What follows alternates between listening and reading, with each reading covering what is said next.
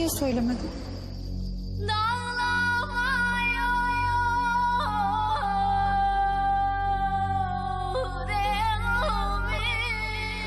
Çünkü senden uzak durmaya çalışıyorum.